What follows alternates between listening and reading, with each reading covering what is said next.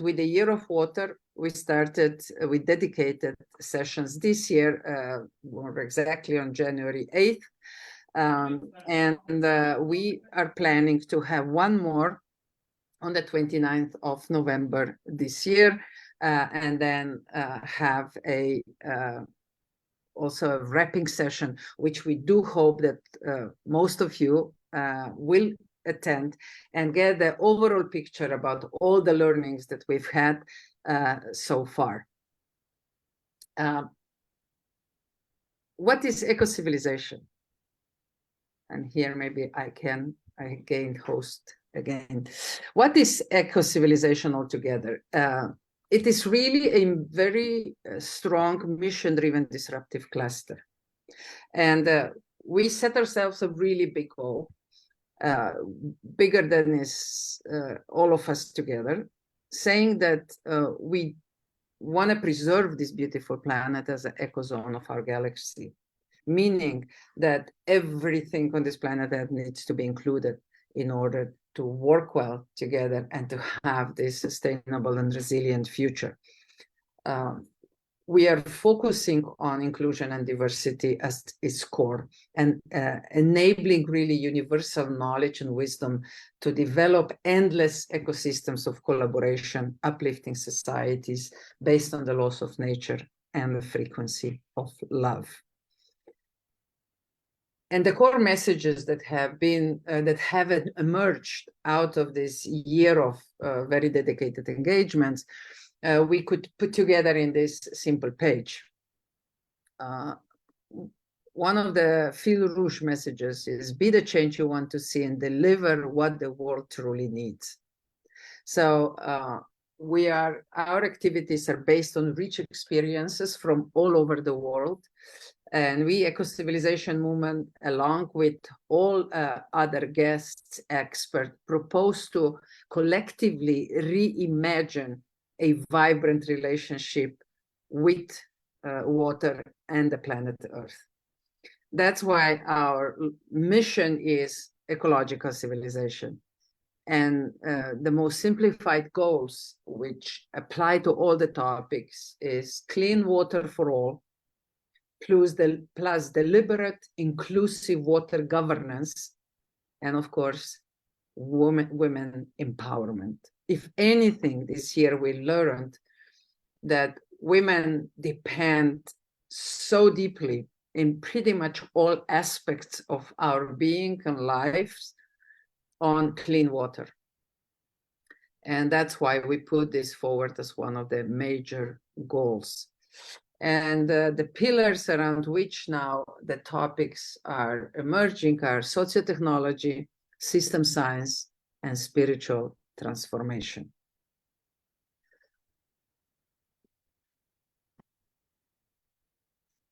Today's topic is related to two important elements of our everyday life, of our interactions, engagements, and social focus. And these are rituals and festivals. And I know that intuitively we all know what that is, but just for the sake of today's discussion, which is so focused, I brought these two definitions because they show a very important integral part of both of them and show also where they are very much different. Rituals are established or pre-described actions. And of course, as such, are integral part of human culture. While festivals as special events, but still integral part of human culture. So with that in mind, I'd like to just invite us to really tap into incredible messages that our distinguished guests will have under the very careful moderation of dear friend and one of the beginning positive energies in Eco-Civilization, Rajni Vohra. And I have two additional statements that I'd like to share with you. Water is ritual in rituals as a mean of connecting, cleansing, and invoking. That's why water is used in rituals. And water in festivals, depending on the type of festivals, is a religious, cultural, or symbolic significance. No matter in which form it exists, it's always essential for what we do. So in the name of Ecocivilisation movement, I invite you into the session. Rajni, back to you. Thank you so much, Violeta, for giving us the core message as well as setting the tone for the event. And now it's time to introduce our first speaker of the day, Kubi Rama, who has 30 years of experience working in non-governmental organizations and institutions of higher learning. In that time, her main focus has been on media, communication, education, training, and gender. In her time at Southern African NGO, Gender Links, she contributed to growing the organization from 4 to 60 people with offices in 10 countries in the last 5 years. She has spent time understanding and developing monitoring and evaluation systems. So without any further ado, over to Kubi Rama. Hi, Violeta, if you're going to let me be host for a minute. Good afternoon, everyone. How are you? Good to see the other panelists. I have prepared a not very long PowerPoint just to help us through the discussion. I'm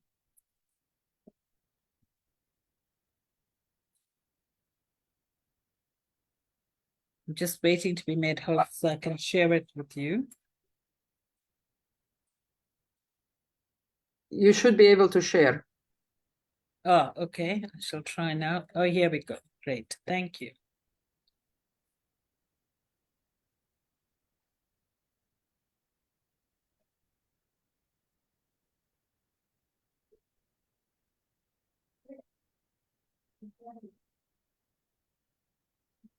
Okay, so I think that it was slightly difficult for me to focus in on the specific topic around rituals and festivals, because the region that I come from, it's really it's more cultural issue, and I think all of it is linked. So I have focused in on what I believe are the key issues that we face, both as the globe and in Africa, and they shared issues. So, you know, I think the one thing that's we all sort of have subscribed to, we constantly get told, is that we're working within this global framework of the SDGs that has extremely ambitious goals that by 2030 we will achieve universal and equitable access to safe and affordable drinking water for all, SDG 6, and then the second, by 2030, will achieve access to adequate, sorry, I need to move my gallery, it's right in the middle of the presentation, there we go, to adequate and equitable sanitation and hygiene for all, and end open defecation, paying special attention to the needs of women and girls and those in vulnerable situations. I think my fundamental issue with frameworks such as these is that there is an assumption that we're all starting in some kind of level playing field, when in actual fact, we're starting from so many different places. And that might be attainable for some, but not attainable for others. I'm not suggesting that we shouldn't have these goals. What I am suggesting is that such a sort of flat goal that everybody needs to achieve by a certain time may not necessarily be the most effective way of going about it, particularly by 2030. And I think if you then look at what's happened, in 2021, the World Health Organization issued a report on progress that we have made. And it's very evident that they presented estimates on household access to safely managed drinking water, sanitation, and hygiene services.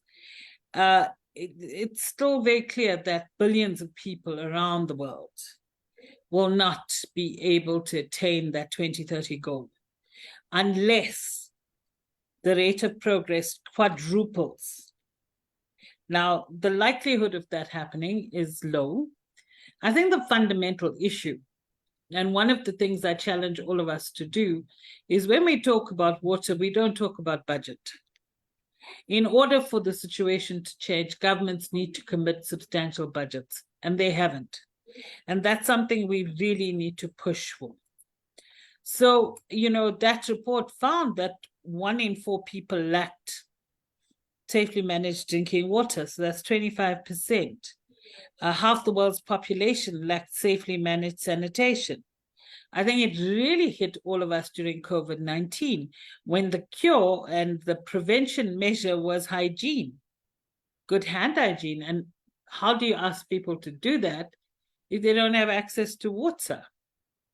3 in 10 people couldn't wash their hands with soap and water within their homes because there was no water to use. So these are real things, and that, I think frameworks such as the SDGs need to start being a more nuanced, where we say, we band countries and say X amount of budget will be allocated to those with the largest deficits. Whereas, now by just giving the entire globe one goal without any differentiation, it creates, I think, a false reality in a sense. So there has been some progress since the SDGs came into place, but when we know, for example, in a country like Madagascar, there's people do not have access to water and sanitation in their home. That is astonishing. 62% of the world's urban population have access to safe water, safely managed sanitation, but only 44% of the rural population, that's less than half. And of course, the slowest rate of progress in the world is sub-Saharan Africa, which is the region I come from. And it's very clear, we see it in the work that we do.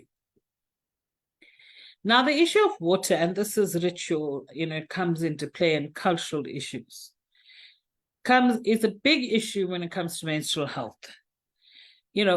Menstrual health is a fundamental issue that affects most women and girls.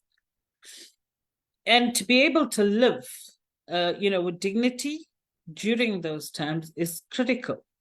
However, women and girls across the world, and I've seen it in our region in quite stark ways, face a large number of, there's stigma, there's cultural beliefs.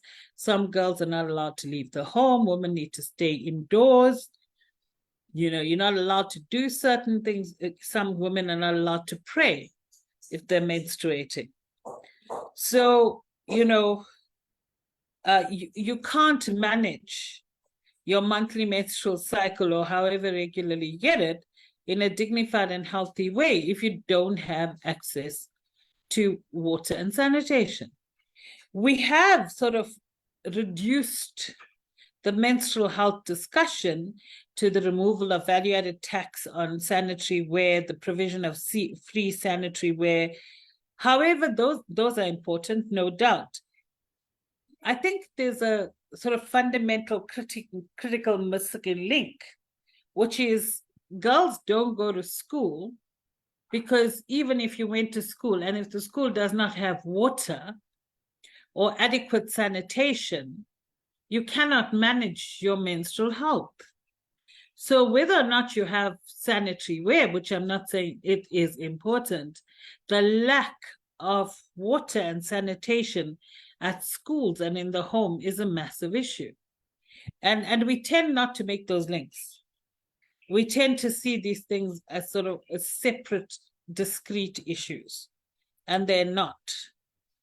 I think the other major issue that we cannot divorce water from, we all know that it's integral to the issues particularly women face. There is a very important nexus between gender equalities, sexual and reproductive health and rights, and climate change. What's happening is issues of climate change are actually increasing inequalities. If there are climate disasters such as floods, drought, the people who bear the largest brunt of that are generally women and girls. We see it in this region a lot. Mozambique has annual flooding. When we had a cyclone about 3 or 4 years ago, because Cyclone Idai, it wiped out an entire province of Mozambique. What then happened is, and it's interesting when you think about it, the harbor was destroyed. So women didn't have access to any kind of health facilities. So women were dying from childbirth, were not able to have safe abortions, violence. When they experienced sexual violence, they couldn't go to health facilities. And here's a very interesting sort of, something you don't even think about. The Cyclone Idai hit a port called Beira. Beira is the port through which Malawi receives its contraception. For 1 month, Malawi as a country did not receive contraception. Over the next few months, they tracked and found that the proportion of teenage pregnancies had increased exponentially. So, these things are all linked, and we need to always think about how they contribute to the existing inequalities. We've seen it. This region has 16 countries that have so many different conditions. So temperatures rise, so you have floods, droughts, heat waves, all of which threaten the health and rights of girls and women in very fundamental ways. And then if you turn that around, issues such as gender, sexuality, age, etc., then, become determinants in vulnerability to climate change. As women and girls, we then have to figure out how we manage when these conditions actually create difficulty for us in accessing certain things. So one of the biggest issues in this region, and I think it's possibly globally, climate change is contributing to increasing water scarcity. We have things like rising sea levels that impact water, health, and food security, all linked. If you don't have access to water, your health is affected. If you don't have access to good water, your food security is affected.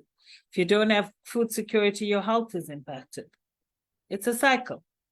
So, climate change, massive threat to food security in the region and the world. Women who do subsistence agriculture have been substantially affected. Crop production, just not being able to produce nutrition for their families. So I chose to just focus on 3 things, because obviously there's a lot. Then, of course, there's the age-old discussion around the sexual division of labor. Safe drinking water and sanitation improve standards of living and good health. There's no, that's not up for discussion. However, droughts and water shortages, as I've said, compromise livelihoods, particularly when it's the job of women and girls to have water available. So when you do not have water available to you in close proximity, they travel longer distances. And this is not myth. When they travel longer distances or to unsafe areas, they then are vulnerable to trafficking, sexual violence. We work, when I worked at Gender Links, there was a lot of work done with local governments. And for example, women would get up really early in the morning to go to the water provision point. That made them extremely vulnerable to gender-based violence because it's isolated, there's no light. So these are very real, and we need to be thinking about these issues as interlinked. So there are other issues that contribute this. So there have been research studies that show that when girls spend more time fetching water, they have fewer days in school and may even drop out. So in a research project that UNDP did in Uganda, they find that women spending time and energy finding food and water, which as the scarcity of water and food grows, obviously the time spent on doing these tasks increases. They then don't have enough time to complete other household and family responsibilities. And in some instances, it leads to vulnerability, such as domestic violence, because there's a notion that you're not doing what you should. So I think my message really is to say, when we talk about these matters, and I find especially around menstrual health, when you want to talk about rituals, etc., we tend to focus in the discussion on the practical things. However, there's a much bigger strategic discussion around water and the provision of water and sanitation as a major factor to demystifying and taking away stigma and discrimination based on something like menstruation. Thank you.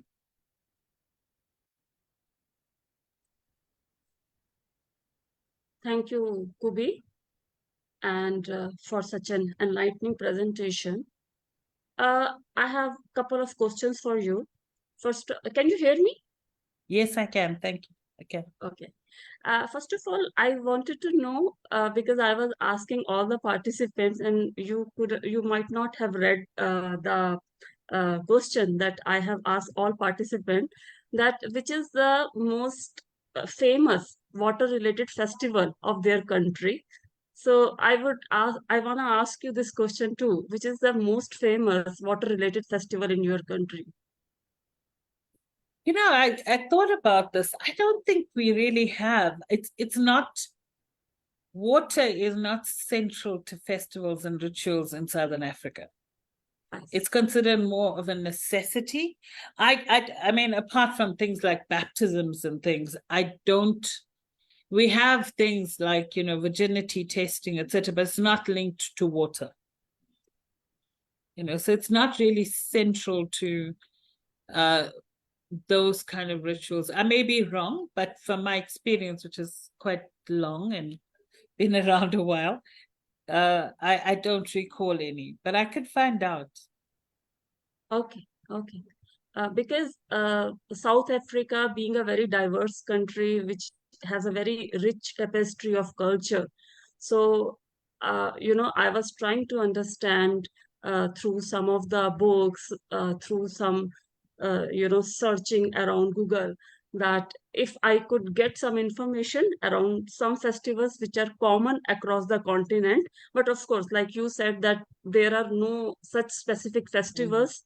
Maybe could be famous in some region and may not be that famous in some tribes or communities, possibly. Yeah. So thank you so much, 𝐿𝐵. And I'm not sure if we have received any question for 𝐿𝐵 in the chat section.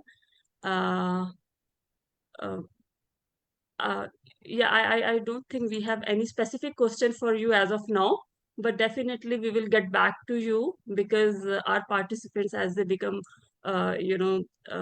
more active, they start asking questions as more and more speakers come with a different point of view. So thank you so much, 𝐿𝐵, and we request you to stay with us till the last of the event. And thank you so much. Yeah. I hope Violeta is with us. Yeah. Yes, I'm here. Yeah, Violeta. Okay. So moving on. I was just reading the chat, Rajni, and there's some Nini described a beautiful festival from Myanmar. Maybe she could share that with us. Yeah, definitely. We can invite Nini here. Is it possible to invite Nini, Violeta, here?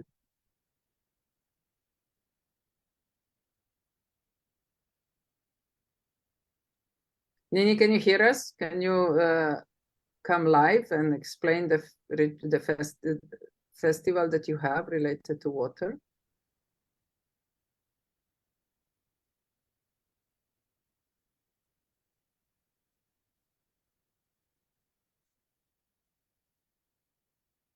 Okay, okay, no problem. So we are moving on to our next speaker who comes from India, Mansi Bal Bhargava, who is an entrepreneur, researcher, educator, speaker, mentor, and a keen political observer.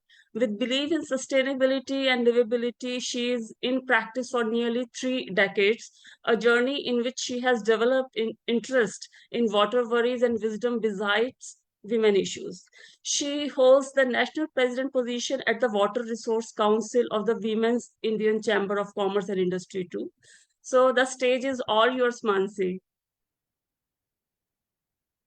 Thank you, Rajni, for can you hear me? Yeah, absolutely. We can hear you. Just confirm. Thanks, Rajni. Thank you for inviting me, and thanks all the participants here, and special thanks to Violeta to think about organizing such series, and also good to come to know you here live. I'm going to talk about how water is central to Indian festivals and rituals. Rajni will agree with me on many points. And thanks, Rama, for setting the tone for the session here. So I'm right now sitting in Kolkata, and I'm also a Bengali. And we just finished a very important festival called Durga Puja or Dussehra, which was yesterday. It ended. And I want to throw some light on some of the festivals. See, India is a land of many religions and beliefs. First thing first. So within the given time frame, I cannot focus on many religions and their relationship with water. Because the relationship with water goes beyond religion and it is cultural. And that's where I like the idea of putting it as rituals and festivals and not putting it as religion in the title of this series today. So what happened in Durga Puja or Dussehra, and then I will move on to our main festival, Holi. But I would first like to discuss the Durga Puja and Dussehra, and I'm not going to do any slide presentation here today. I'm going to speak with you all, and I will hope that you can actually imagine the situations which I'm going to talk about, because we need to really think very strongly and think about how, as a human civilization, as a knowledge civilization, we need to grow further and rethink about our festivals and rituals, and not really go by our old norms and conventions of festivals and rituals. And with this background, I am going to set the tone for my main part of the talk. So this Durga Puja is about a goddess who is our main mother goddess of Hindu religion. So I'm today going to only focus on Hindu religion. So pardon me for that, because I can talk about many religious beliefs. And in fact, I have a lecture on water in different religion and spiritual manifestations. So today I'm just going to focus on Hinduism, or I rather say festivals which are more celebrated by Hindus. So in Durga Puja or Dussehra, we invite this lady goddess called Durga with her entire family, which includes 2 sons and 2 daughters, and 1 son's wife, which is a banana tree, and her husband comes as a photograph. And it's a huge statues which are installed in every neighborhood to your imagination. For example, the place where I'm living in right now, very small town, within 500 meters of radius of my house, there were more than 10 such installations. So now imagine a space which has big statues, and which are the goddess and gods are worshipped for 4 days. Yesterday, the entire installation was immersed in water. So I want to bring your focus to the pollution it created to the water bodies. And it is the pollution of the rivers, pollution of the ponds, lakes, and everything, because every waste gets into the water body. Now, what is interesting to observe here is that these statues are made 6 months, 3 months in advance, are made out of the soil from the river, ponds, and lakes. So we want to take a pure soil and mud from the lake and pond and rivers, build those statues, decorate them with a lot of inorganic materials, including plastics and all kinds of things. After those 4 days of puja, which is celebration or ritual or festival, we want to immerse it into the water body. So we take something pure and we offer back something impure. And this is where it is my urge to all those people who are listening to me to reconsider this festival. I am deeply hurt because I work on water pollution as one of my concerns. Now, this is one part of the festival. You know, when I say like this in public, in this place where I'm sitting, I will be thrown out of the society. But because I'm in a digital platform, I'm taking this liberty to urge to people to rethink the way we would like to celebrate this festival. I love this festival. But then is there a way, a different way to celebrate? So now most of the statues which are created in our festivals in Hindu religion, we are making those statues out of the mud from lakes, ponds, and rivers. And then we worship them for some days. Vishwakarma Puja, Lakshmi Puja, Saraswati Puja, Ganesh Puja. All these statues are made out of the soil of water bodies, but immersed with a lot of pollutants. So that's one part I would like to bring to all of you. Interestingly, women is also integral part of these festivals. And if we wish to bring a change into the way we look at these old traditional festivals, we have to really get them on board and in confidence. What is important to understand from these old festivals from antiquity is that in the past, we were not really using any kinds of pollutants to decorate these statues. For example, like I am making Ganesh statue in my house from the soil from the water bodies, but at the same time, I am not immersing it. And if I have to immerse it, I put some seeds into the statue while I'm making the statue. There are some seeds and I immerse the statue into my flower pot. So within 3 months, 4 months, I have some plants coming out of it. This is just to give an example of a smaller scale. Now, our main festival in the country, and it is not limited to Hindu religion, although it emerged from there, but everybody celebrates in the country, is a festival called Holi. And it is a festival of water and colors. So because today we are discussing about festival and ceremonies and rituals, I thought it is important to talk about Holi. Now in Holi, we are supposed to put colors on each other, colors in the water with on each other, and then of course after the Holi, we go and cleanse ourselves. This is one part of it. What is interesting again, and my urge to all our fellow citizens in the country is, we have again started using colors which are pollutant to the water, which are very harmful to our skins. Can we go back to our organic colors, which was initially the way since antiquity in traditional ways we were celebrating Holi? If we do that, we neither harm ourselves, we nor harm the water body. So this is the second festival I wanted to bring to your fore. Now, I would like to tell some of the rituals from our, religion. I am personally not a religious person, but still I would like to bring some focus on. From the childbirth to the death of a person, water is integral part of our cultural evolution. Not only an integral part of our knowledge evolution, if you look at the way our Vedas, which are our basically literary works done much before antiquity and one of the early scriptures in the world, we can see how water has been depicted in various ways across our scriptures. Now, coming to some of the important rituals which we are celebrating in the context of water. When a child is born, the cleansing of the child, all kinds of things, and then worshipping the child itself includes water in some way or the other, although it's in a very small scale, but we can still consider it. The general perception of water being elixir of life is, of course, an integral part of it, but importantly, the importance of its physical and spiritual well-being for achieving purity is something which needs to be understood.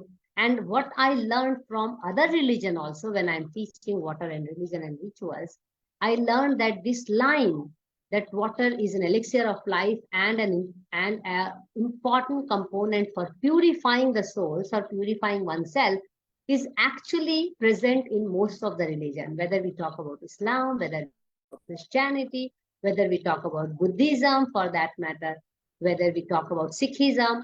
So these are just few of the religion I'm just bringing forth, but culturally, we need water from childhood to death.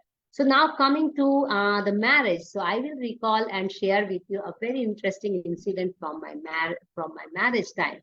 So when the marriage is finalized, we have to go to the pond with our parents, and they are going to cleanse us in the pond, and then come back, and then the whole process of marriage is going to start. And the same applies to, by the way, the guy. I'm just sharing my side of it. So, and it's not that everybody is rushing to Ganga, by the way, which is the holiest river in the country, but the nearest water body. Now, I'm keeping it very short and sweet so that I can cover as many rituals and festivals we use. Now, coming to the death of the part of the ceremony or ritual. Recently, my sister died, and I did all the last rites. I was so surprised to know that water is so much integral part of it, right from the moment of death. First thing we do to the dead person, immediately every Hindu house in this country has a bottle of Ganga water, because Ganga water never gets polluted. It can stay forever like this. So the moment my sister died, the first thing my mother had to do is put some drops of water into her mouth. That will be her last drink, like last supper, it's a last drink. Now, when I started doing the last ritual, we took her body to a crematorium where she will be cremated. And then after the cremation, we had to put the remaining, which is the navel of the human being. So her navel part, because nowadays electric cremation is happening. Earlier, it used to be wooden cremation. The navel part was submerged into Ganga, because again, it was in Kolkata, so I could afford Ganga, but not everyone can afford Ganga. Like my mother-in-law was, like her remains were immersed in the river nearby, and after few days and weeks, we went to Haridwar, which is again Ganga, and we immersed her bones there and ashes. So I'm coming back to my sister. After doing that, I had to take dip in Ganga to cleanse myself before returning home. So what I'm trying to give you in jest is from the birth till the death, for every reason, we have to go and cleanse ourselves into, mostly people call it Ganga, but we have many holy rivers. Now, just to bring your imagination to Varanasi, Haridwar, Allahabad, Prayagraj, how thousands and millions of people go during Kumbh Mela on a regular basis, and during the Kumbh Melas, it's not only birth, marriage, and death.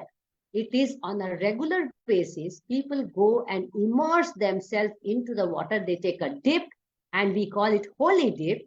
And the idea is that you cleanse your sins from yourself, and you come out clean so that you can have a better life. So I'm going to keep Rajni, and then I will go after this. So can you just give me some hint on time management? You have another 3-4 minutes if you want to share something. Yeah, thank you. So I hope I'm making sense to all the people, because in 15 minutes, you can't really tell everything. And that's why I focused only on one of the religion which I was born to. I don't do much of following of that religion. So now, when people are imagining water to be a purifying agent, as I mentioned, we all take holy dip. And it's not Ganga only, by the way. We have many other water bodies where people take holy dip. We have Narmada, Kaveri, Godavari, and Mahanadi, Brahmaputra, and many, many, many rivers. So if we have to go and take a dip into the water body to cleanse ourselves at every moment from birth till death, we really need to rethink the way we deal with water. Unfortunately, with modernization and industrialization, our ritualistic values of water has taken a backseat, and we have given more utilitarian value to water in terms of infrastructure. The whole SDG, for example, as Rama put it so nicely, is not talking about the spiritual, the emotional, and the religious value and connect we have with water. The whole SDG is revolving around appropriation of water. How can we make use of this 1 mld of water or 1 liter of water in the maximum way? There is nothing which it is talking about purifying ourselves. Nothing which it is talking about being one with water. It reminds me of talking about my favorite philosopher Rumi, where he talks about I am water, and Lao Tzu, for example, Taoism, and where Rumi also talks about that you are a drop in the ocean, but at the same time, within one drop, you are ocean in the drop, to give us the feeling that how we are one with the water body, even if we are a small drop. So when I am spending my near 3 decades of life working and talking about water, I feel that if we all can feel that connection, that there is no way out of detaching or disassociating ourselves with water, because we all have 70% water. So if the water that flows in me, flows in Violeta and Rajni, and flows in all of you, is the same water that flows in the seas and the ocean. So we have to think million times when we are actually utilizing our festivals and ceremonies and all kinds of rituals. And when we are looking at water in a completely different spectrum, where we are appropriating water for other means. And by that, I really mean appropriating water as an infrastructure. Yes, water has infrastructure value. Water has functions which we have to appropriate from. But how much? What is our limit we should define? And we really need to talk more about relationship of rituals and ceremonies and religion of water with relationship of pollution, because no other animals have rituals and ceremonies and religion. Likewise, no other animals are even polluting water. So honestly speaking, nowadays, I am very skeptical about all kinds of rituals and celebrations, because that is so deeply linked with exercising water or appropriating water, but at the same time, polluting the water. So it is my humble request and urge to everyone who is listening to me, we really need to rethink our conventional rituals and celebrations. And if we want to celebrate them, either we celebrate them right from the antiquity mode, and if we have changed our lifestyle and occupation, we also need to change the way we actually celebrate our rituals and festivals. So with these words, I would like to stop here, and definitely look forward to hearing you or having any questions for me. And yes, over to you, Rajni and Violeta. Thank you so much, Mansi. I could literally relate with each and every word you stated during this presentation. And one of the key reasons is because I also belong to the same country, same culture, and we also have the same rituals, more or less across India. We have, the holy Ganges, Yamuna, and all these holy rivers are worshipped. And we know that, their value during different ceremonies, right from birth till the last breath of human. Mansi, here, you have shared some of the wonderful anecdotes from your personal life too. And it, of course, makes the conversation very engaging, very relatable. And you have put across your message very wisely, very patiently. And I hope our viewers, our participants are getting the point you are trying to make over here. I, however, have one question which I feel in recent years, almost every Indian has been facing around, the surroundings where we are staying. So the counter argument that that is given generally, that water usage during some of the festivities like Holi or even Durga Puja or Ganpati, it is integral. Water role is integral in these festivities. So if you take away water from these festivities, then the essence would diminish. It will diminish the essence of the festivities. What is your personal take on it? Because I don't want to put you in a delicate situation. I know that it's a very uh, delicate question. Yeah, thanks, Rajni. It's a very good question, and I am usually a very frank person, and I speak raw truth. And I really don't mind if someone feels bad. I'm agnostic by nature, so I'm still thinking whether I'm religious or whether I believe in God or not. But I will answer from my observation point. Yes, there is no festival possible without water in our, because everything we want to purify when we do any festival, as I mentioned, only for life to death, but in every ceremony from all the things.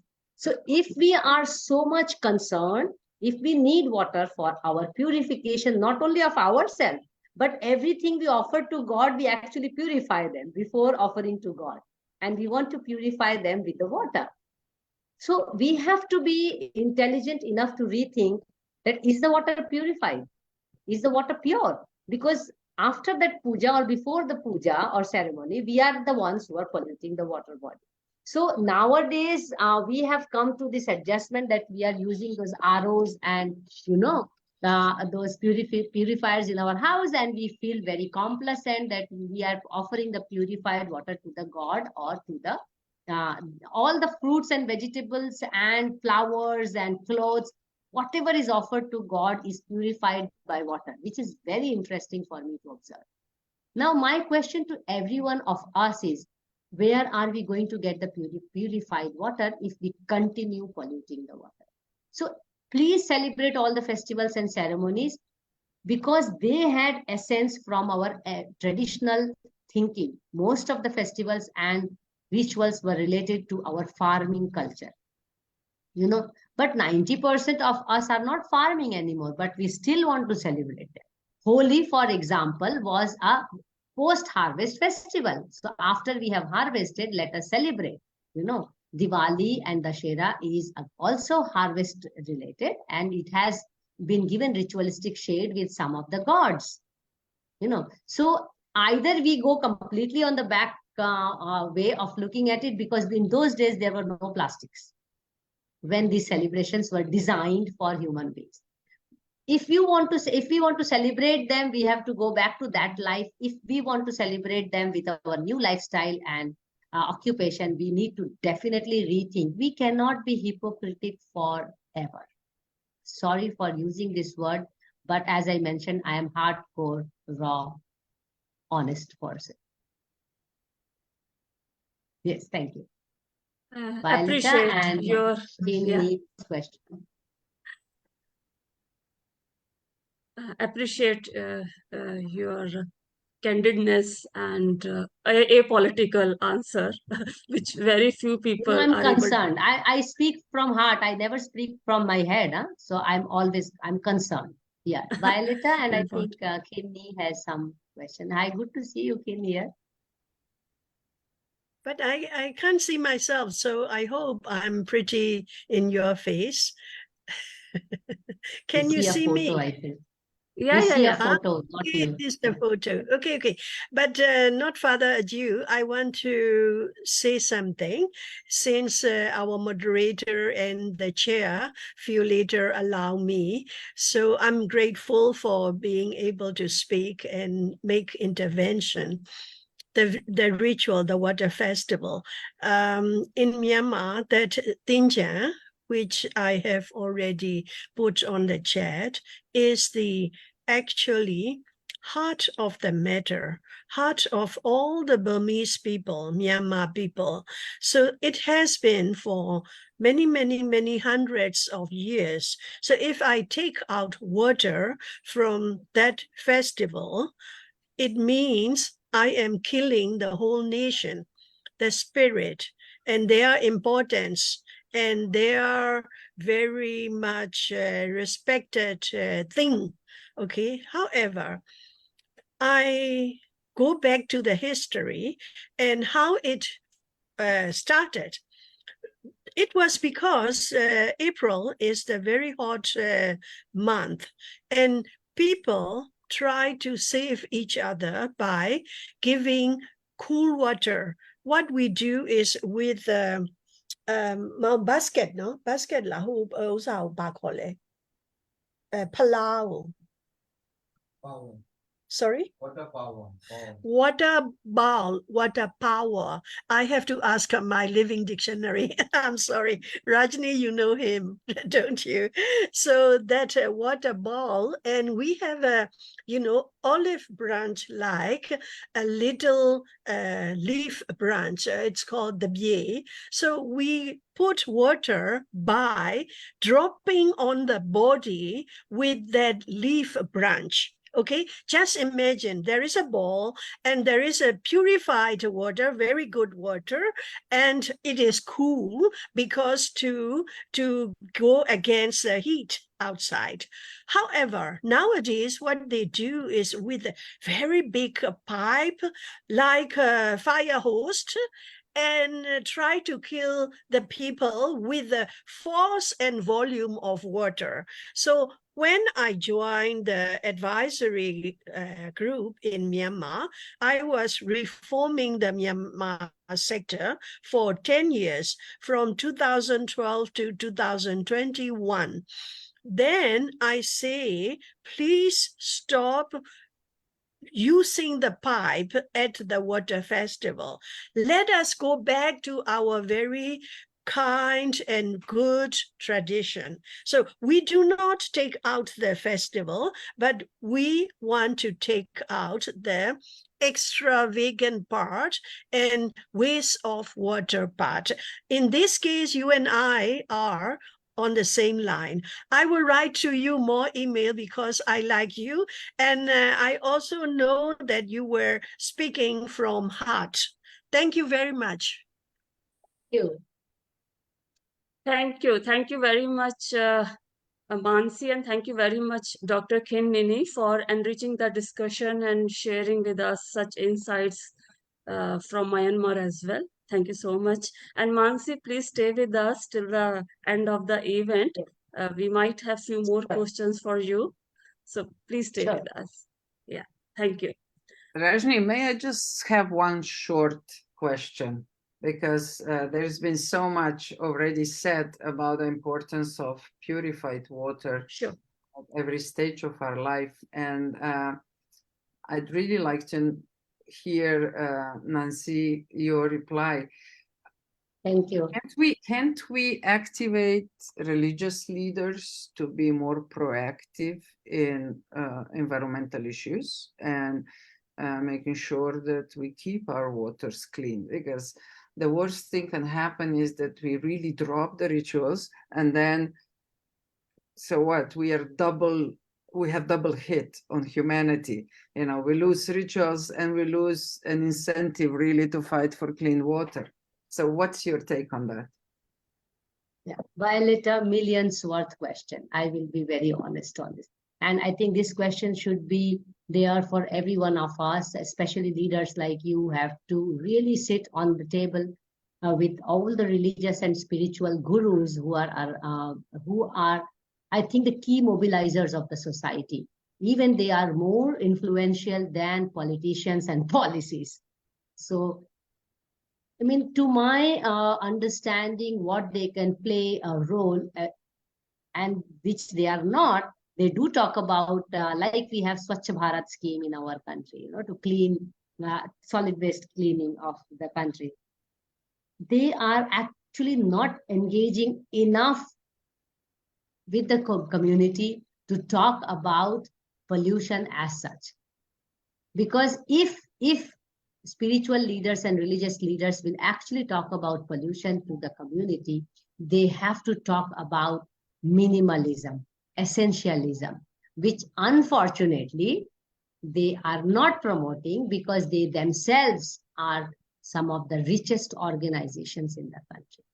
I mean, again, I'm at my best, honest, brutally honest answer to you, Violet. So if they cannot mobilize us, I'm part of the community, to tell us what is right to do, I see that we are far from changing people's lifestyle and occupation, because the first point of entry for changing lifestyle and occupation through rituals and ceremonies are these people who are actually having a big stake in the way we look at life, the way we look at celebrations, rituals. If they say that the Holi is not required from tomorrow, I think it will not be taken in good light. And your question was very much right.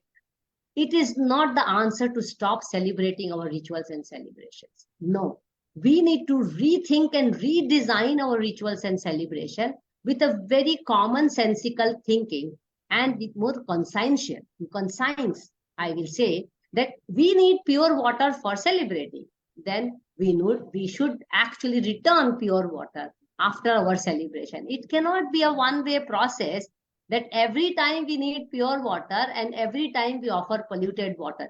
This relationship between purification and pollution needs to come forward. And unfortunately, in today's times, at least I can focus in my country and my religion, gurus and seniors, I don't hear many of them really showing that concern. They do a lot of activities. They will clean this part of Ganga, that part of lake, that part of this river and all. But sorry, it is more of like, project driven, because there are funds coming, because cleaning one time a river and pond is not enough. Cleaning the mind is required, which they have the capability to do. So, why are they not promoting minimalism and essentialism is my question to all the religious and spiritual gurus of my country, because they themselves are extravagant people. That is again a problem, so they cannot promote go minimalism. Thank you. Thank you once again, Mansi. And we have covered some of the great points in this presentation. And now it's time to move on to the next one. Our next speaker. Just add one line. May I just add one line to before? So I have designed a line, Violeta, and all the participants, if you may like to hear. The water in the brain is the water in the drain. We have to be really knowing this as clear as possible. So if we think that outside water is dirty and I am clean, we are making a big mistake. And back to 70% water. And thank you so much. Sorry for disruption. No. Thank you. Thank you for this precious message. So our next speaker, Fatma Devi Senurat from Indonesia, who is a senior business development at PT Alam Al Sahara. Fatma is involved in the business of petroleum services, training, consulting, inspection, and journal supply for various segments such as oil, gas, mining, refining, wastewater. Her vision is to give better solutions for industry in Indonesia, from upstream to downstream operational plants in various segments, to increase their capacity and efficiency production through filtration technology. And now I'll step back and let Fatima take over. Fatima? Yeah, hello, thank you so much, Rajni.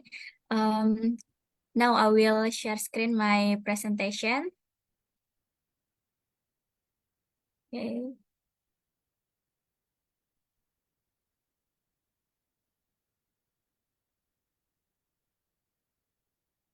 Okay, hello everyone, and thank you for the opportunity so that I can take a part in this webinar session. So my name is Fatma Dewi Senurat. I come from Indonesia, and in this session, I want to discuss a related topic: unity in diversity, water as a bridge of unification in Indonesia. So as a nation of diverse and cultures and traditions, water serves as a bridge that connect all of us. So let me begin with the background of Indonesia. So I will talk about national identity and the principle unity in the Republic of Indonesia. So the symbol of Indonesian flag, which is commonly known as merah putih, this as known as a red and white flag, And our motto, Indonesian motto, is Bhinneka Tunggal Ika, which means unity in diversity. This is symbolize the hope, understanding, and harmony in the world that often grapples with division and the differences. And Indonesia is an archipelagic country located in Southeastern Asia. So Indonesia have 17,000 islands, and it can be seen from this map that the comparison between the total land area and the sea area is about 2/3. So mostly Indonesia territory is consisting of water. And then we have like a 5 largest island, which is Sumatra, and then Java, and then Borneo, share with Brunei and Malaysia. And then we have Sulawesi and Papua, which is shared with Papua New Guinea. So this strategic position has influenced the cultural, social, and political economic life in this country. And when we talk about the demography of Indonesia, so Indonesia has the 4th largest population in the world, and we have a total population about around 279 million. And from the population density, major concentration in Java Island, because we have the capital of Indonesia in Java Island. And then it is considered as a most densely populated place on Earth. And as you can see from the graph, the Indonesia currently possesses a relatively young population, which is we have median age around 29.x years. And in addition, the percentage of bonus demography in Indonesia about 69%, which means that in the next 10 or 20 years from now, young people in Indonesia will take a part of a comprehensive role to lead and also to navigate the country. And it is in terms of politics, economy, technology, law, and also, and of course, determining the sustainability of natural resources, including water and food, and another like energy and etc. And if we talk about the people and society in Indonesia, so Indonesia is an ethnically diverse country. We have around 1,340 distinct native ethnic group, and the largest ethnic group is from Javanese, which is about 42% from the total population. And each ethnic in Indonesia will have the various tradition and culture. And we can see from this graph, from this table, so the total of heritage in Indonesia about 1,728. And then from the data, Indonesia is ranked 2nd in the country with the largest number language in the world. Number 1 is Papua New Guinea. So more than 700 living languages are spoken in Indonesia. And if we talk about the religion composition in Indonesia, so we have 6 constitutionally recognized religions such as Catholic, Protestant, Islam, Confucian, Hindu, and Buddha. So the majority of population in Indonesia is Muslim, which is 87%. And now I want to talk about the role of water in Indonesian culture. So Indonesia is a huge country and has 1,000 island, ethnics, and local communities. And each of there has a unique and custom tradition. Many involves in the water use and also in the various ceremonies such as for wedding, rituals, and etc. So the role of water in Indonesian culture, for example, we can see from the oldest record in the inscription from Prasasti Tugu in Java. So, sorry. So in the inscription saw that the result of research in the history of water engineer carried out by the kingdom in the island of Java. So this inscription explained about how we can avoid the natural disaster from the floods and also drought during the dry season. And the second, this is the one of example. This is the Prasasti Kedulan. This is found from Java Island. So this Kedulan inscription provide the instruction how people can make the irrigation in the village. So at the time, the people already know how to process and how to make the relationship between the water, land, and plants, and the strategic environments, including the relationship between the community and also environment. And then water is not just a cultural symbol for Indonesian people, but it's also a symbol for life, and it's also give the hope for life itself. So for example, we have the Subak system in here located in Bali. So Subak system is a famous traditional method for irrigating rice field in Bali, and it is also designated by UNESCO as a World Cultural Heritage.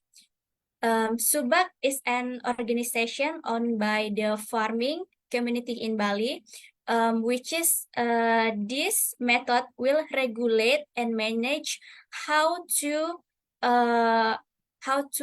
do the rice field irrigation system.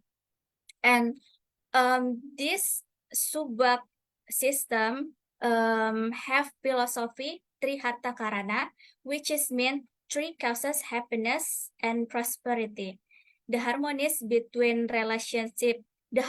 relationship between humans and God, and also humans with humans and humans with nature. And the second example I can say the Bajo tribe from Sulawesi. So the Bajo tribe, it's ethnic group that known as a nation of ocean explorer who live on boat. So they will do the activities like cooking, sleeping, hunting fish, and etc. from their boat. And yeah, they especially live in the ocean. So the sea and the water are their part of life. Suku Bajo is known as a guardian of the archipelago ocean. Next, I want to talk that water is not just a resource, but it's also a powerful unifying force in Indonesia as a diverse nation. So for example, we have Pasar Terapung Muara Queen in Kalimantan. It's like a floating market. So this floating market is one of the places that emerged because the existence of various rivers in many areas of Kalimantan. So people are connected by rivers and use rivers as a transportation and trade and also tourism. So it's also increase and support their economy. Next, we have Danau Batur in Bali, or Lake Batur. So Lake Batur is very important potential for support human life in Bali, and also this lake will be used as an ecological and biodiversity function.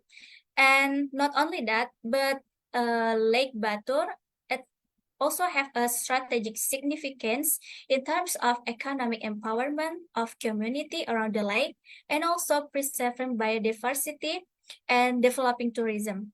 And Danau Batur or Lake Batur also the World Cultural Heritage declared by UNESCO. And then if we talk about the relationship water in religion and rituals, I think that water is the source of life, and it is deeply interwoven with our spiritual and belief. So it's play like a pivotal role in our religion side. It's symbol like for purity, renewal, and also the eternal cycle of life.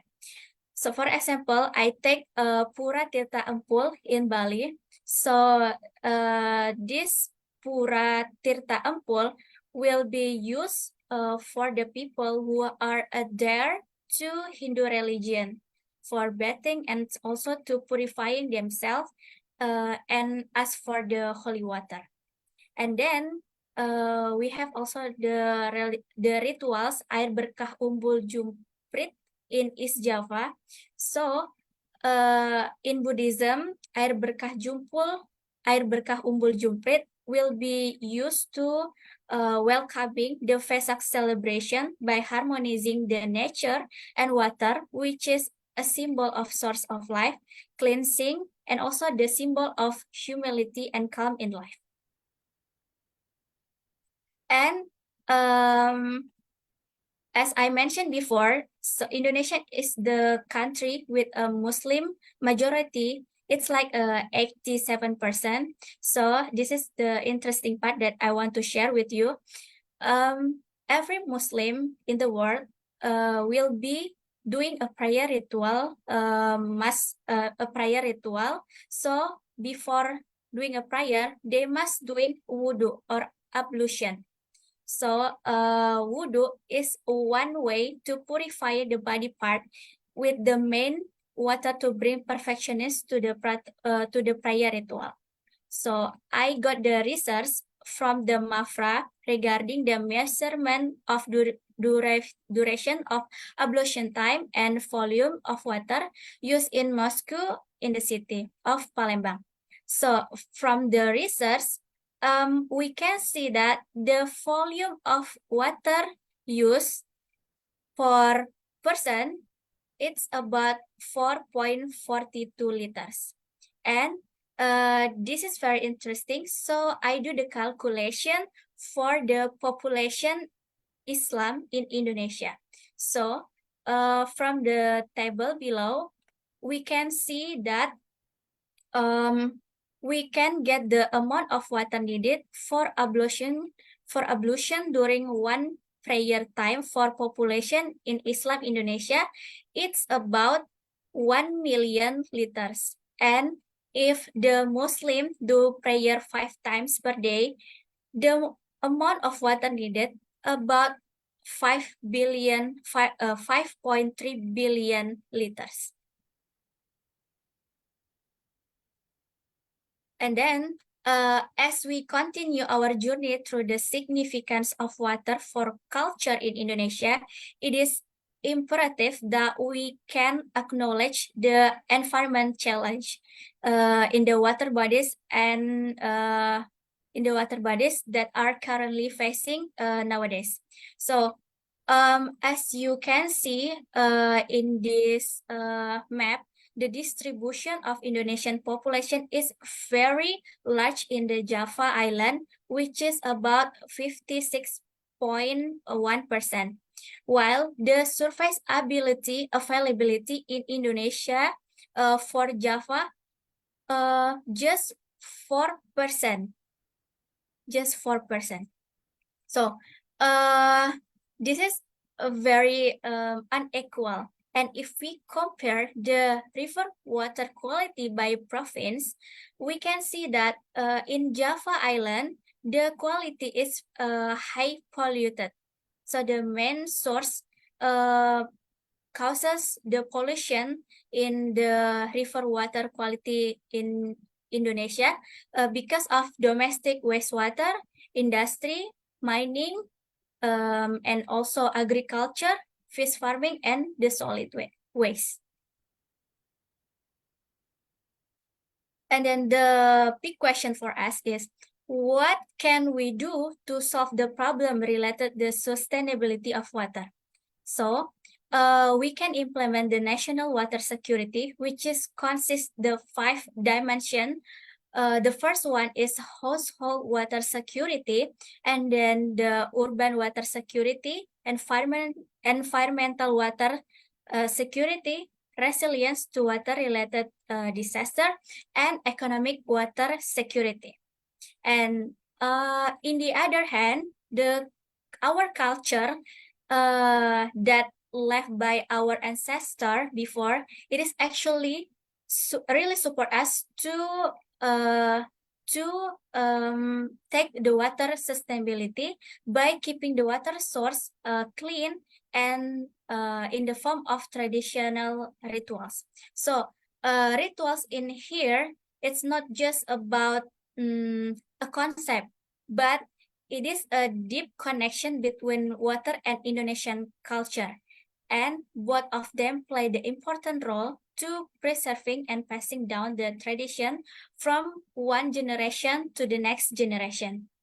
And if we consider, if we think water is not water is maintained so that it's useful, not destroy and bring disaster. And the last I can say, without water, there would be no life, and without life, there would be no humans, and without life, there would be no humans, and there will be not a person that can create a culture as a human identity. I think that's enough from my explanation. So I would say thank to everyone, and I go back to Rajni. Thank you so much, Fatima, for sharing such great insights, especially from demographic and cultural point of view, and in-depth role of water in rituals, and then taking your presentation to all those questions which are challenging enough for humans to answer now, because somewhere our greed is coming in the way, and we are just not able to solve all those issues related to water pollution, environment. So thank you so much for the strong message. And I just had one question for you about how modernization and urbanization is impacting the traditional use of water in rituals in general and festivals in Indonesia. Okay, so I think for the people that live in urban area, we forget our identity. So we became individualistic, and we don't think about others. So for example, if we throw the waste in the rivers, we are not thinking about other people, and we are not thinking about this river will be used for others. Yeah, so I think it is important for us to go back to the foundation, to the philosophy of the tradition, because we will think about people, we will think about the clean water. Okay, thank you so much, Fatima. Thank you. And here we have one of our participants, Diana, who wanted to say something. Diana? Thank you very much, Rajni, for giving me the floor. When I was listening to these beautiful presentations and very informative presentations, I was thinking that usually the contemporary person, as soon as we hear water, we immediately start thinking about material role of water. It's for drinking, sanitation, for bathing, for irrigation, but unfortunately, less and less people think have the perception of water in its spiritual role, and spiritual role again for life, because as material role is important for life, the same is the spiritual role of water. I come from Christian culture, and water is very much is extremely important actually for various types of processes and rituals that we have in Christianity. But I also understand that the culture before us, before Christian culture, on the place where I live, that is known for at least 8,000 years, it was also extremely spiritually connected to water. And whatever we see as a temple, there would always be next to it a source, special source that is believed to be holy, to be extremely healthy. And if people touch it, and they touch it very carefully, they will get immediate improvement in their life, in their health status, and so on. As I was listening to Nini's talk, I realized something that I never knew. And with Nini, we come from very different cultural backgrounds as far as sacred and spiritual life. Christianity also does not use water, holy water, directly. We don't touch it with hand. We touch it with a branch of at least in the place where I live, with evergreen plant. And then through this green plant, it is sprinkled. It's not poured. It is sprinkled because each drop is so important. It's not like something that you pour because it's abundant, but it is because it's very precious, with very precious properties and very important for life properties. So this is very, yeah, I realized this for the first time. As I was listening also to your presentations, you all come from places where all the year round it is warm. And being exposed to water comes as a relief also, like cool, you get cool. But in my place, we have also periods, half of the period of the year is cold. And we have very cold winters. In the middle of winter, we have a ritual that is also a Christian ritual, but actually it comes from earlier times. We drop into, we jump into rivers. No, of course, not everybody can do it, but it is believed that a man should be able to do it. And there is also places where new married couples, they just put them in water, they sprinkle them very heavily with very cold water in the middle of January. And it is believed that water should be freezing. If water freezes this day, this means that everybody will be healthy. The crop will be abundant. So people were very happy if it's extremely cold in this day when they need to jump into the water. And you have here some other, yeah, it is about the purification that I wanted to talk. Purifying people through water, and it's not for cooling, it's not for convenience, but because they believe in the strength of water. Of course, we recently read about the memory of water, the interconnection of each drop, as Dr. 𝐿𝐴𝐴𝐿 was talking, each drop of water, and us as bodies that contain water. Each drop of us is connected with each other drop in the universe. And this is, water is actually the substance that makes us connected, linked, all of us, together with the nature and everything. We are connected through water. Thank you very much for giving me the floor. Thank you very much, Diana, because I totally endorse to each and every word that you stated, and I completely agree with you. But it's an unfortunate reality that materialism has replaced spirituality so easily. And as a matter of fact, this is our endeavor through these conversations to reconnect human beings with that spirituality, with that connection, with that consciousness, which we have lost over a period of time. So thank you so much, Diana, once again for highlighting the brutal realities that we have forgotten. Thank you so much.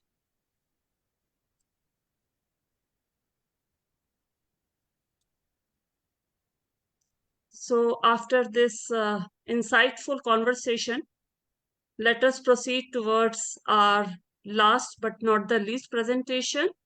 Our speaker, Yande Salah Mohammed from Gambia, who is a marine and environmental conservation professional with 10 years of experience and with passion for shark conservation and indigenous land conservation and land rights. She is deeply interested in sustainable development goals and the empowerment of women in STEM.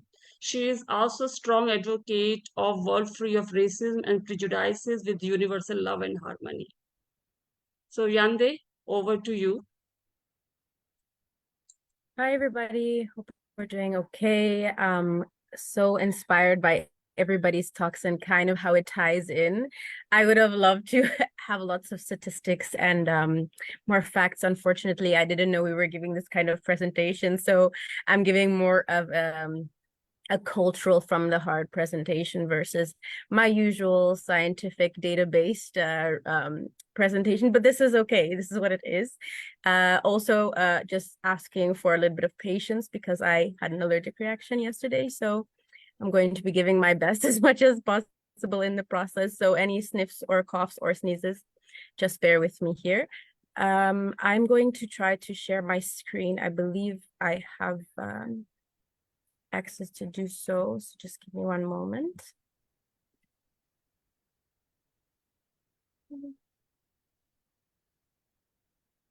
Okay.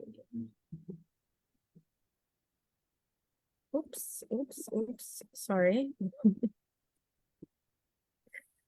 All right, so thank you so much. So as I said, I'm going to talk a little bit more generally about water rituals and uses in festivals in the Senegambia region, focus more on nomadic indigenous groups, which I come from, 𝐷𝐴𝐿 from the north of Senegal, but now I'm kind of more second generation Gambian, if we're according our lives to borders. So, but yes, I am from a nomadic tribe and I want to take more of a nomadic lens to the concepts of water and the way that we use our water in different countries, groups, and less of a focus as well on religion as well. Thank you, Rajni, for introducing me. Yeah, I'm Yande Salah Mohammed. I don't really identify as a Gambian. I identify more as a Senegambian or with my tribe, 𝐷𝐴𝐿. And this is really important when we're talking about water, because in my instance, I like to look a lot about the absence of water as well as a tool for conserving water. Just from coming from a tribe that is from a very dry, right in the Saharan belt between Mauritania and northern Senegal, where it's very, very dry. We only have 2 seasons, dry season or wet season. As you can imagine, wet season's raining season, and this is very important for the farmers, and the dry season is a time of movement and transition. And we are just in our first week of dry weather from months of rainy weather. And this is very important for us, especially for my tribe historically. And now that people are settling a bit more, movements definitely change. But in the past, this is a very important time, because the time with an abundance of water has passed, and now we're in a moment where there's starting to become the decrease in absence of water, which helps to guide our movements. So we're in a very important time where in the past we would all meet together in our different herding communities and bring all of our cows together to a main water source for them to be able to drink and start our celebrations, marriages. All of our big festivals would happen around this time because there's not a lot of water. This is an easy place for us all to meet. So just sharing this very quick part of how water has changed movements within my personal group. And I'm going to take a little bit of a look more for the Senegambia region, which is where I am now, calling from Lamin, right at one of the estuaries of the River Gambia, which is the country that I'm in now, which is very interesting. A lot of people don't know that the Gambia is named the Gambia because it's actually named after the River Gambia and not for anything else. This is how the country was developed when the British came to do their colonization game that they like to do internationally, and carved out our country. I don't know if you can see the map shown, where the entire country is just surrounded by the shape of the river. So the whole country shape is surrounding the river. And this really was interesting in Fatma's presentation on things that bind us, on our stories of water. That kind of had me thinking. I think for Gambians, something that's really important that binds us is the river and what it means for our identity. Even though we do have a small coastal side, we are very much guided by the movement of the river in the River Gambia. So this will start, if you're looking back at the map, up in Guinea-Conakry, where you have the Fouta-Djallon Highlands. These are the mountainous waterfall areas. You have a famous, very sacred point in Defelo waterfall, which then brings all of that water down to the River Gambia in a very flat, very, very flat country, which I love to share when I go to countries with mountains, where I'm like, wow, I'm so inspired because I come from one of the flattest countries in the world, and spent a lot of time in the Netherlands, another flat country. So whenever I see mountains, I'm very inspired and shocked by these mountains. So just want to share this with you.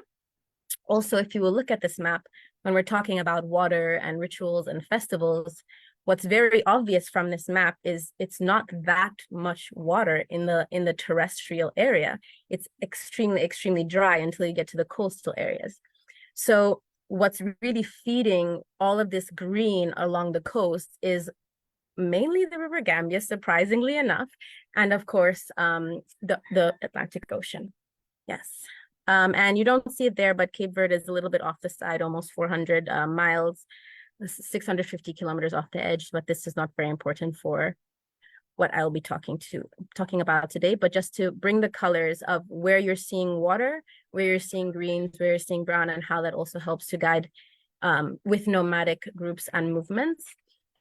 So with my talk, I just want to have more of a journey through West Africa, not just talking about absence, but also the importance of when we have presence and the experiences of us as West Africans, as Senegambians, with this, as this is like the cradle of our human existence, where water is life. It's formless, but it holds so many forms and so much importance for us as people. So this is a great picture of a girl rinsing her face in the Gambia. That's taken by a famous British Gambian-based photographer, Jason Florio, which is just showing the access of water through a tap. Only 32% of Gambians actually have access to safe drinking water. In the past, we're known to dig wells together for us to have access to water within our villages. And this is done as a community to have access to wells. We have a very high water table. If you want to dig into a well, like I said, the river goes right through the country.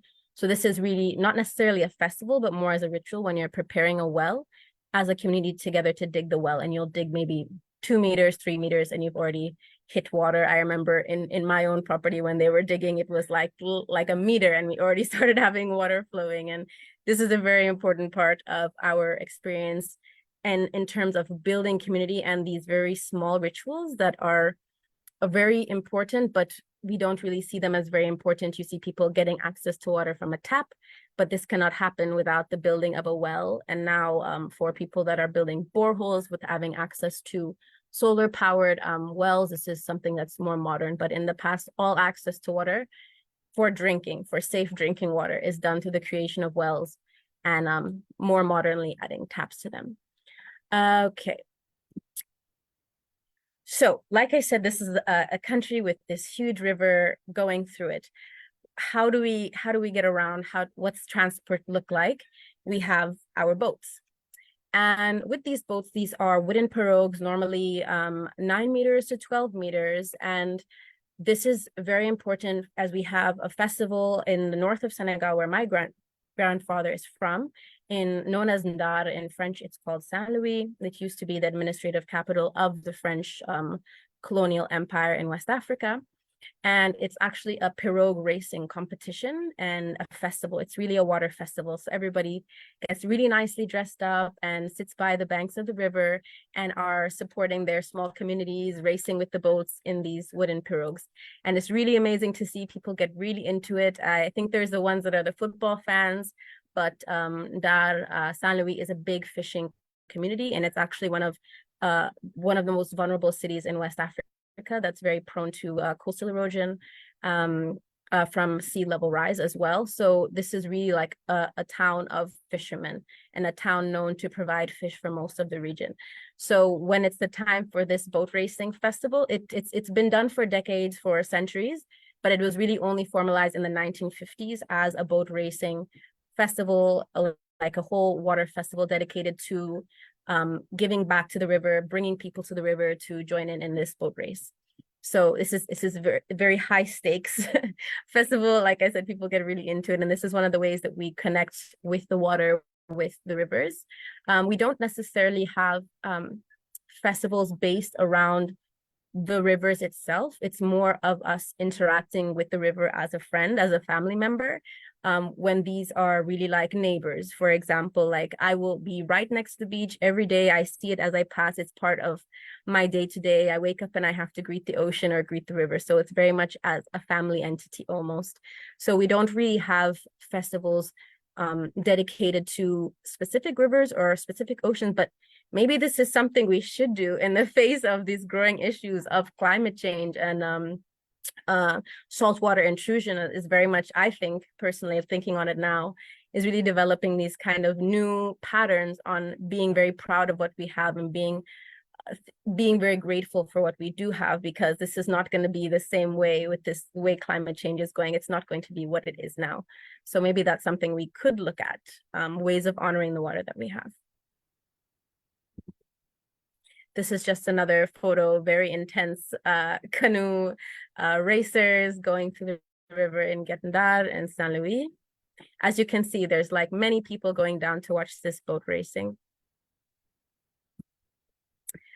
When we're looking at rituals and ceremonies, Gambia is known specifically for having an abundant population of crocodiles. And these crocodiles normally go through the river, but a lot of the time with the high rise and low tide, they have access to these pools. And there are many pools that have been developed that are homes for these crocodiles. And in the past and even now, they're used for ritualistic purposes, specifically for women and fertility. So in the past, it's very normal that women will go and bathe specifically in these pools for rituals for fertility. But now what you can see in a lot of these crocodile pools is, in fact, there's like a little, they've built like a small shower place where they'll actually take the water from the pool that the crocodiles sleep in and bring it to you in a bucket. And then you can just rinse yourself off instead of having the risk of people having fears of swimming with the crocodiles. This is kind of more of a modern adaptation. And it said when you swim in this, it does cure you from infertility for women. So this is actually 𝐶𝐸𝐿𝐿 pool, which is only 10 minutes away from my house. And it's just like, it's filled with like hundreds and hundreds of crocodiles. You can see them all over the place, walking around, not even in the pool, and walk right next to them. And people actually come and touch them. Tourists come to touch them and take pictures of them. But yeah, this is a very much a part of like very quintessential like things that I think of Gambia, crocodiles, and the water pools filled with crocodiles. It's a very big, important part of our culture. So another big part, as you can see, this very beautiful river. This is just a typical Gambian landscape where you have the river and then the mangroves.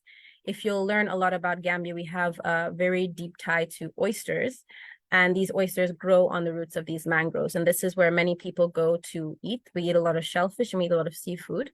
Well, they'll just take a knife and just knock it off to eat some oysters.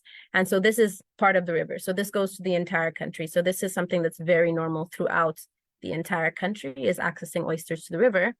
But what's also very important is what you're seeing, this entity with these machetes is a very important part of most young boys' life experience, is from the circumcision process. So this is we call it a kankurang. This is what really, they help to gather the boys for the circumcision. They'll take them to the river and they'll bathe the boys for the circumcision process. This is, again, we're talking about water purification to purify the boys. And then even after they're cut, a lot of the times this depends from group to group. They'll take them again to rinse them off This is a saltwater river. So apparently the salt water will help to cure the wounds. So they use it for purification, but also after for cleansing to help to heal, because they say the salt water helps to heal the wounds from the circumcision. So this entity, I think, when I think of rivers and I think of waters, I always think of 𝐿𝐴𝐴𝐿, because they will be at the banks of the rivers normally in the weekends to accompany the young boys when they're going for circumcision. So I always think of 𝐿𝐴𝐴𝐿 as this other non-river based, but river spirit that's there often. Yes. I also want to touch a bit more. I know that we're talking more about rituals and culture, but I think what's really important, because it's something that my group specifically goes through as we're nomadic cow herders, there's a lot of clashes within our groups with people that are sedentary versus nomadic people, of us going to watering holes trying to access water when people already are settled there and are farming there, and there's issues of the cows crossing onto people's farms. So I also want us to look at water, to think of it more as a gift that we've been given, and use water as a tool for peace. If we talk about water as a tool for cleansing, I think we can also talk about water as a tool for peace, especially in times of great scarcity, which are going to grow even more and more with all of this global warming, climate change. I want us to think that we have so much that we can share if we all just see each other as each other and see water as part of us. There's always so much more to share. We can all just be kinder and use water as a tool for peace, and know that every life is important, and share that gift. So yes, thank you. I think that's everything I have to share for my presentation. If anybody has any questions, I'll be happy to answer. Thank you so much, Yande, for the great presentation with great pictures, visuals. But first of all, let me appreciate more about your commitment and dedication that you have shown us today by joining this event. I know you were not feeling well at all, and yesterday you couldn't utter even a single word, and still you joined us, and it's really appreciable. And I do not have any question for you, but I request all participants, if they have got any question for you, they should feel free to ask. Absolutely. Is there any question for Yande, friends? Looks like yes, yes, just a please. quick one. Very impressive presentation. Lots of really deep cultural insights. Thank you, Yande. I was wondering, you stressed many times that this water is so important for your country, and you share the river. You also said that water is important for peace, and you share this water with the neighboring countries. So how do you deal with that, especially when your immediate neighbors are not in the same situation than you are? Is that causing any conflicts? Is water also not just the element of peace, but element of conflicts too? And how do you handle them? So talking about neighbors that don't necessarily have access to an abundance of water that are having it. So this is a very delicate question, but thank you for asking. So there's a lot of people that migrate. So Gambia is very small, but within this country, we used to be a part of Senegal. So if you saw the map, the size of Senegal versus the very, very, very small size of Gambia, within our small country, we have 8 major ethnic groups. And this is not traditionally like the indigenous groups.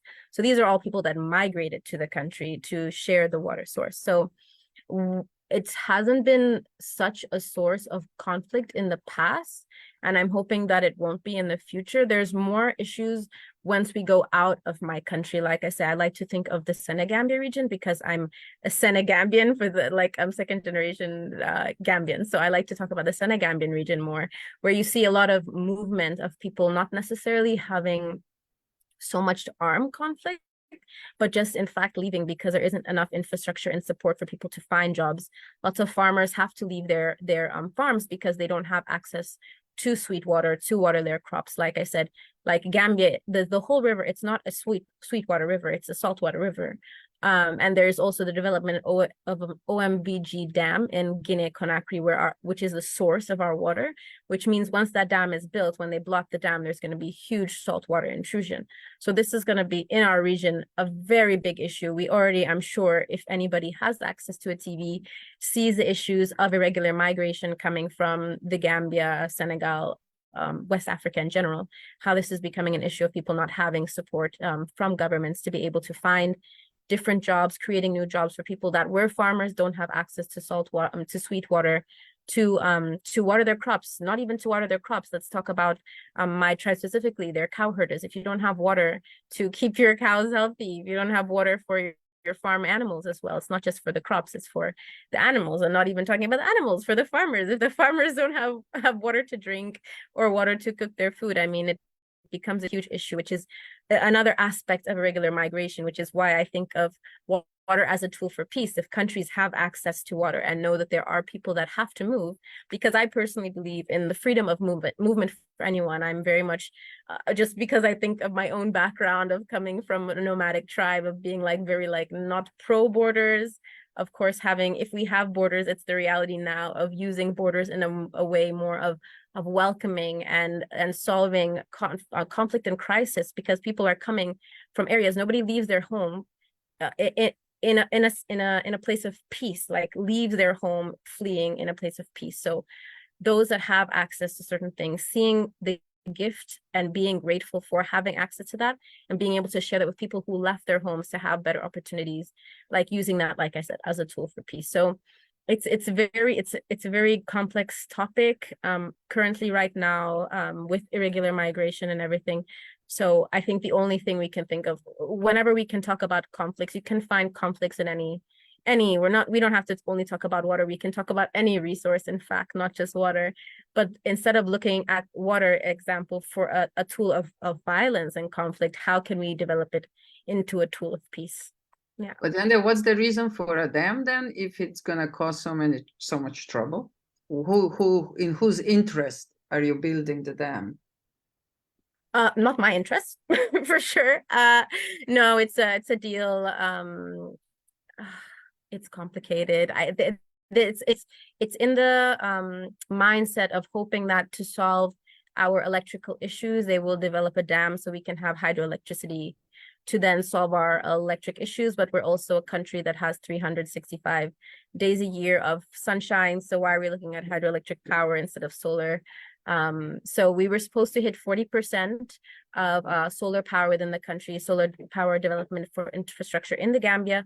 We are at less than 2%. I think it's 0.2% in the country. So why aren't we investing more into developing solar power instead of implementing this very destructive dam in the Ghanaian highlands? I mean, this is also a topic of conversation. We're supplied our power by a Turkish power generator ship, which throughout other West African countries, I'm not sure if many people know, they defaulted on their loan payments. They pulled electricity out of Sierra Leone. They've last week or 2 weeks ago, pulled the car power ship out of Guinea-Bissau, and these countries now don't have access to electricities. You know, all of these hospitals, clinics, all of these areas that have to have access to electricity don't. But it's like, why? We should be investing more into solar energy, not hydroelectricity. It doesn't make sense. So yes, this is another topic. This is not my choice personally. I would not want hydroelectric dams, leave all water sources as they are. But yes, this is somebody's decision. Yes. Thank you so much, Yande, once again. And No problem. thank you for bringing these insights. I want to invite Charlotte. She wanted to say something. Charlotte, are you around? Is that me? Yes. Yes, Charlotte, you wanted to say something. Oh, no, I was invited to speak out loud. I have typed already, and I will speak very short. Maybe the subject is also water for peace in a very direct, frequential sense. I typed in that here in Western Europe, and especially in the Netherlands where I live, water is abundant, it's a commodity, and it's an enemy because of flooding. We are in the delta near the sea, and but we never have shortage of drinking water because it's raining rather often, and we use river water infiltrated for drinking water. But what we are gradually learning is actually two things. One thing is that you can team up with rivers much better if you don't dike them in with a lot of stones. But if you allow them to flow freely at least part of their life, and that actually means that even the civil engineers are considering that water is also, a river is also a living being. And another thing is that we are in niches and corners, little groups of women are doing water ceremonies to actually say thank you to the water.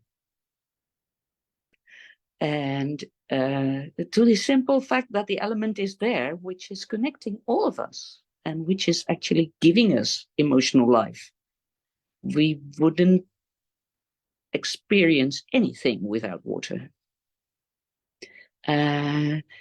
And giving thanks to water is kind of something that we are rediscovering. If little groups of women are rediscovering this, are taking inspiration from cultures in Africa, cultures in Northern America, cultures in India, and making up our own ritual to say thank you to the water. And last midsummer, we had the ritual near our river. There were a lot of women and men, at least what I consider a lot, which is about 70, 80 people. They all gave their thanks to water in a bowl, and then we offered the bowl to the river. Now, there was an engineer there who knows how to measure the Bovis value, or the vitality of the water. He hadn't said anything. He had just taken some samples before and after we offered the water to the river. Bovis value is something that you can see in the photon emission of a substance. So when something is vital, like you or me or a plant, and it is really vital, then it has a high photon emission. That means little elements of light are sparking from that being. And he measured this river, and after the ceremony, when we had 80 people had actually, by the hands of two little girls, had poured their water into the river.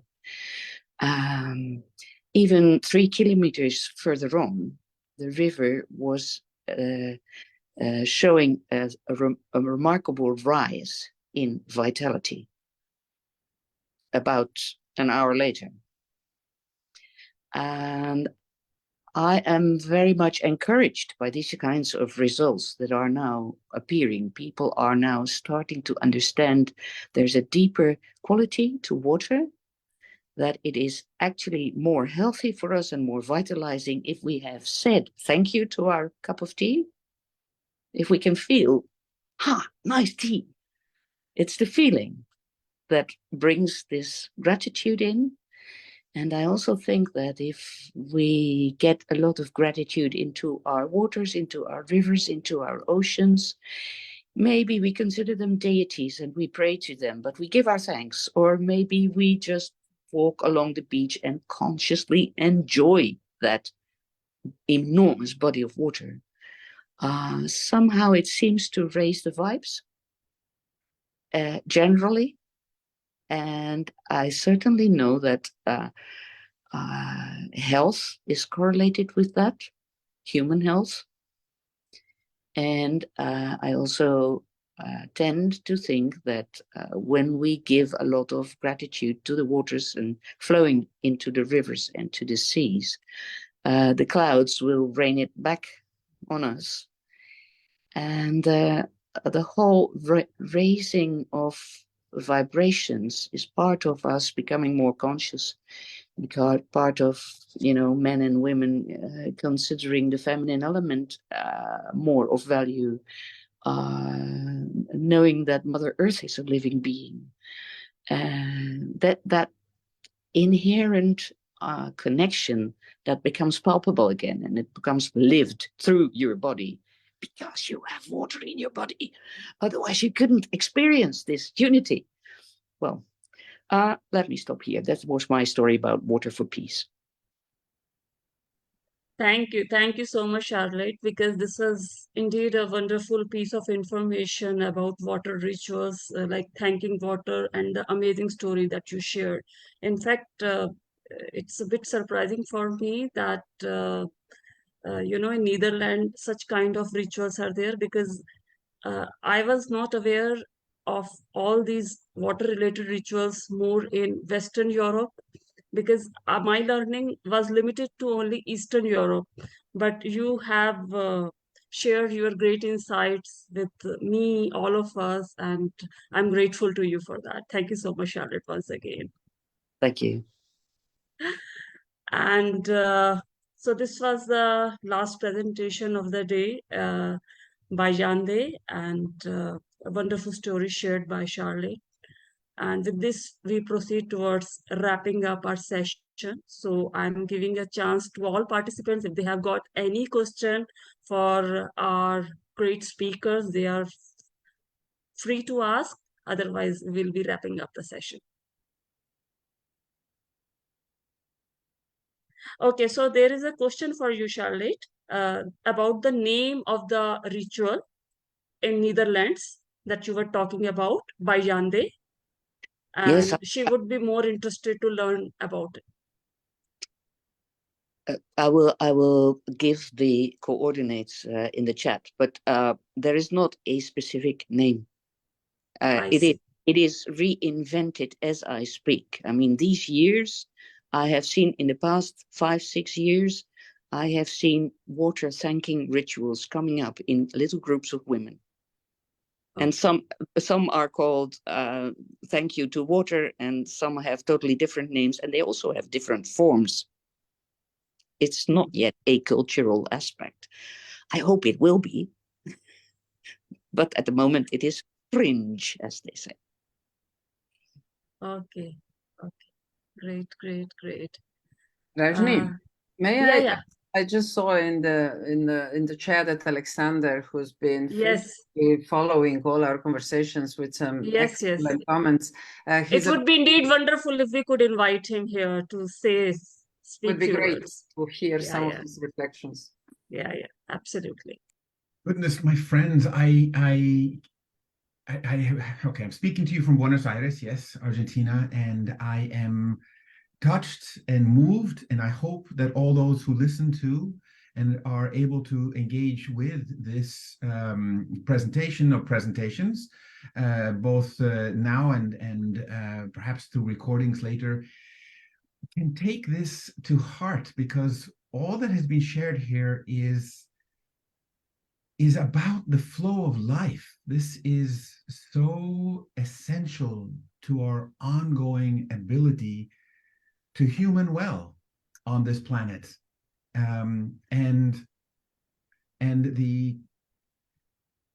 deeply touched and moved, and I all I can say is that we need this kind of events, but these events need to enter into our hearts and enter into our ways of being, so that we don't simply walk away from these, all that we have heard here, saying, wow, this is interesting, how fascinating, I now feel like I've learned new perspective. How do we then engage with this, engage with each other? So my wish and desire is that we connect, that we have these wonderful speakers and presenters here, connect with them, reach out, be proactive, use the portal of the Ecocivilisation movement to connect with each other, and then in your day-to-day being, connect with life, walk into as we were just, Charlotte was just saying, as you walk along the beach, be in this heart space of connection, knowing that this is the flow of life. And again, this is, I'm speaking here, being gendered as a man, but this is really about women, about all of humanity, of course, but the water bearers and the respect that we have to regain for life, for water, through women, I think is absolutely essential. So again, this kind of engagement here is much needed, and provided that all of us, they say in any true ritual, it's different from a ceremony, a pomp and ceremony, but in any true ritual, there are no bystanders. Even the audience is part of the ritual, because it's important as witness, as engaging. So as we are part of this and listening here, we can actively and proactively take all of these things into being, into our personal being, and into our interbeing with each other.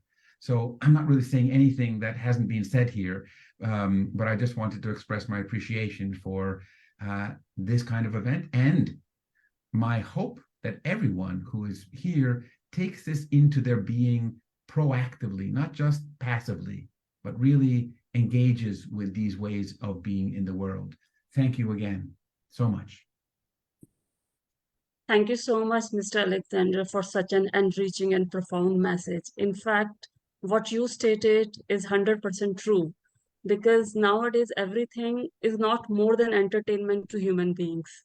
So be it any movie, be it any event, we just enjoy those moments and then we tend to forget. But yes, there should be takeaways, and those takeaways should be permanent, not temporary. So thank you once again for those deep insights. Thank you. And we would love to thank you, our speakers, Mansi, Kubirama, Fatma, Yanda Saleh, for sharing such valuable insights, for bringing their expertise, experience, learning through this session, and making this session so interactive, relatable, and worthwhile. We also thank our wonderful participants, 𝐭𝐚, Dr. Alexander, Diana, Charlotte, for their active participation, interest, and time. Please keep visiting www.ecocivilization for further events and their details. Thank you once again, everyone, for joining us today, and we will see you next time. Till then, take care and bye-bye. Thank you so much. Thank you. Thank you so much. Thank you. Hey, Really you too. appreciate it. everyone. Yeah, you look Thank you, so Fatma. pretty today. Thank you so much. Thank you, everybody. Thank you. Goodbye. Bye-bye. Thank you, Diana. Thank you, Diana. Appreciate it. Yeah, We hear thank you. each other again in November. Yes, next event Yes, would be in November. Yes. 29th. Thank you for 29th. organizing this very, very, very informative and very energizing discussions. And it seems like the country notes are waking up, because we're going to have an event for water in Africa. It's going to be hosted by our dear sister Florence from Ethiopia, and Ethiopia will be very interesting. and soon next year, the Latin America, the Chile will organize some events as well. So great. I think we're going to continue the Year of Water also into 2024, but we will join the Year of Water with the Year of Soil as well. So make better connection between soil and water and interdependence that happens. Yeah, on it's always important. But in 24, there will be also this very large world water event. So this could go together. And I wonder whether we can do a session about this, exactly about this that we were talking. Please, Diana. I mean, Fatma might help us. Fatma might help us because it will be in Indonesia. But it will be in March, so it's very soon. I don't know. Maybe the same as Nini brought us to the UN Year of Water. Maybe we can have a side event, or maybe even be part of the event. And then you guys can maybe help us to organize event after that event, so Let's try. we can have a follow-up. Let's try to do it this way. Yeah, because spiritual role of water is extremely important. Extremely important. Indeed. All the best. Okay, all the best. Bye-bye. Bye bye now. Okay, bye-bye.